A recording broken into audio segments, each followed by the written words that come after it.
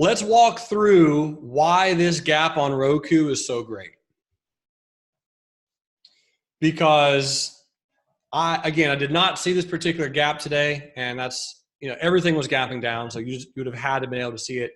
For those of you who are in Slack and are keeping a really close eye on it, Brad Reed did share his trade setup on Roku. Now, I know most of you are not in Slack yet, but I would really hope one day for many of you to be in Slack. All you have to do is subscribe to Real Life Trading. But what Brad did is he shorted the high wave candle in the first 5-minute chart. Type in a 6 into the chat pane if you've heard us talk about that before. Right? Using those high wave candles as really good determining factors of where to get in and where to get out. So what Brad did is he went short once it closed or took out the low of the 5-minute candle, and he put his stop above the high of the 5-minute candle. That's it. That's all he did. What I want to do now is talk about why this gap was so great. Even though I did not play it, I'm not in, and I'm making $0 off this bearish move. It's important to know why it's a great gap. So number one, I know a lot of you are doing great with the chat pane. So again, thank you so much, my friends, for being so energetic and helpful.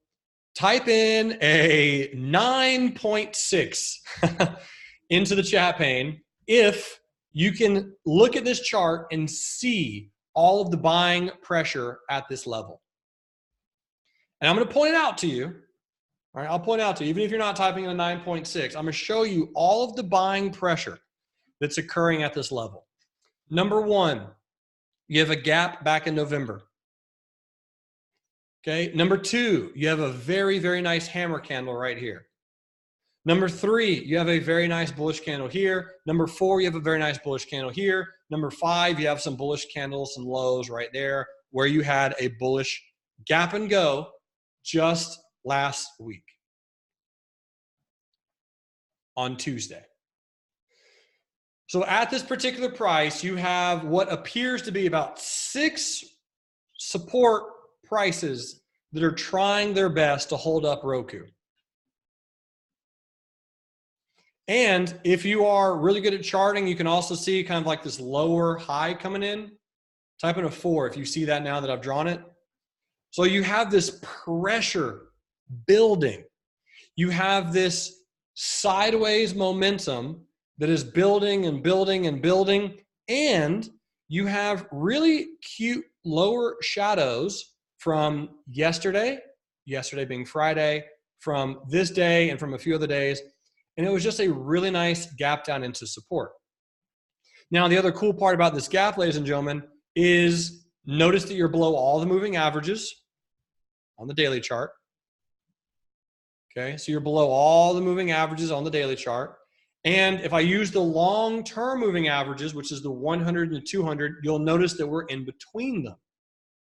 Being in between the long-term averages tells me that it's likely best that eventually Roku will come back and test the 200 simple moving average.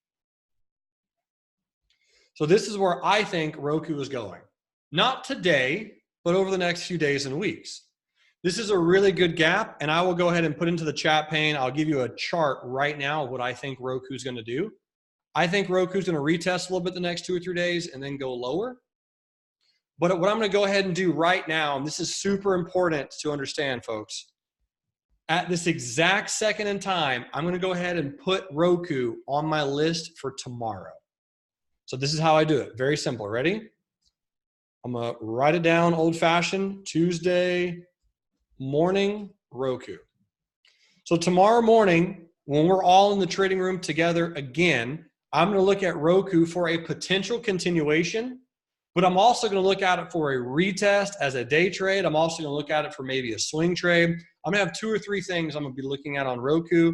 I'm also going to put it in the afternoon swing trading room, because what I did a moment ago is I created a case for the particular trade, right? I showed you all of the supports. I showed you all the candles. I showed you all the gaps, the moving averages. So I'm building a case that Roku might continue lower.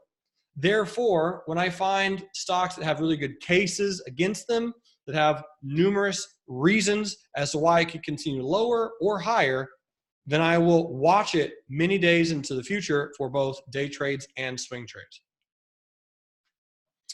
Reg says, I thought Roku was on your permanent list. It is. Yes, it is. The unfortunate thing is, Reg, I knew today, I didn't know that everybody would have watched that webinar. So I didn't want to just go into it just saying, hey, this is it, you know, that kind of thing. But yes, Roku is on my all the time list, and that's why Brad is in it. So this was a very expensive Monday for me, but that's okay. It's all good. Yes, Roku was a very, very nice gap. Really pretty gap. And again, the high wave candle, just like we normally trade it. So all is good.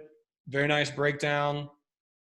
Right below all the averages. So again, you can see, Reg, that it's below the daily 100 and the hourly 100. It gaps below the low of the previous day. So you'd have been looking at playing this. Do you remember? What time frame could you have played Roku on today? Since it gapped below the previous low of the day. 2-minute chart. That is correct. So 2-minute chart. And again, you're looking for some type of bullish candle that gets taken out. So most likely when all of this volume came in on Roku, that's when you could have shorted below right there with a stop right there. So really good move, gorgeous gap, good direction. And I will put it on our list for the rest of the day. Just kind of keep an eye on it, but it looks very pretty. RK says, Roku put sale, question mark. Yes, eventually. Eventually. I think you can wait because I do think Roku's going to go a little bit lower. So the answer is yes, RK, but do it later for me. And if you do a put sale on Roku, do it very far away, 90 or lower.